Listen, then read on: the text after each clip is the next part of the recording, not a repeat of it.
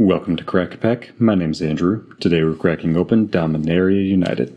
Let's get cracking. Our first card today is an Arena promo card. Then we have a Plains for our land. Then we have a foil stained glass Aeron Benalia's Ruin. At least I think that's foil. Kind of looks like there's a slight foil treatment to it. Yeah, there is. Then we have Cruelty of Gix,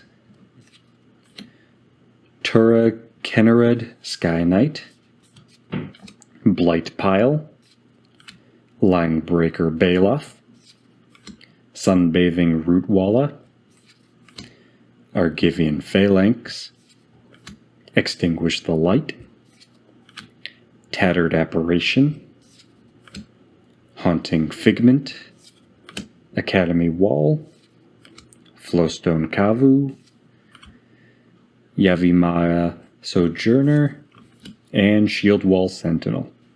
So again, Shield Wall Sentinel, Yavimaya Sojourner, Flowstone Kavu, Academy Wall, Haunting Figment, Tattered Apparition, Extinguish the Light, Argivian Phalanx, Sunbathing Rootwalla, Linebreaker Baloth, Blight Pile,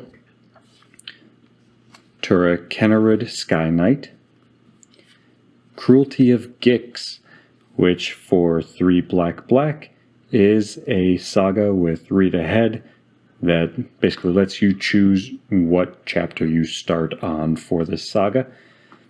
And then our first chapter is target opponent reveals their hand. You choose a creature or planeswalker card from it.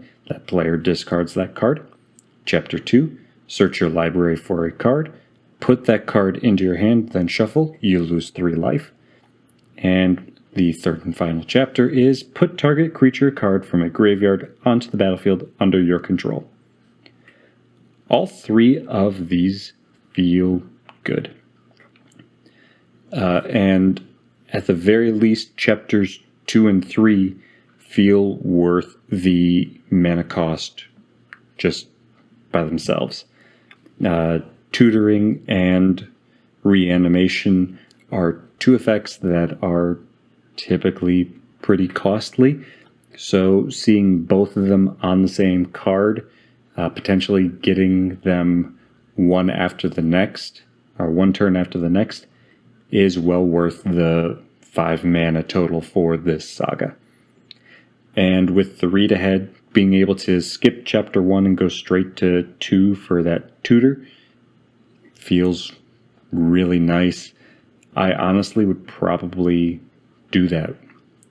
Like, yes, sure, getting rid of something from an opponent's hand is a good effect, but it's not something that I want to pay 5 for. Because as soon as this hits the field, it's an immediate target.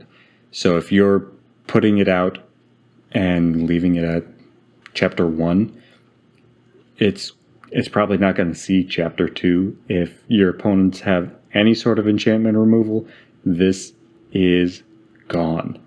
If they have any way to deal with it, they're not going to be holding it for something bigger. They're going to want to stop you from getting a tutor off. And if they can't stop the tutor, they're absolutely going to try to find any possible way to stop a reanimation. So I'm going to be using this and immediately going read ahead to chapter 2, get my tutor off, and hope that I can get a reanimation. But if I don't, I at least got my tutor. I would much rather have the tutor than getting a possible creature or planeswalker out of an opponent's hand. It's a matter of knowing what's in my deck versus not knowing what's in my opponent's hand. For all I know, when I choose a target opponent, they're not going to have any creatures in their hand.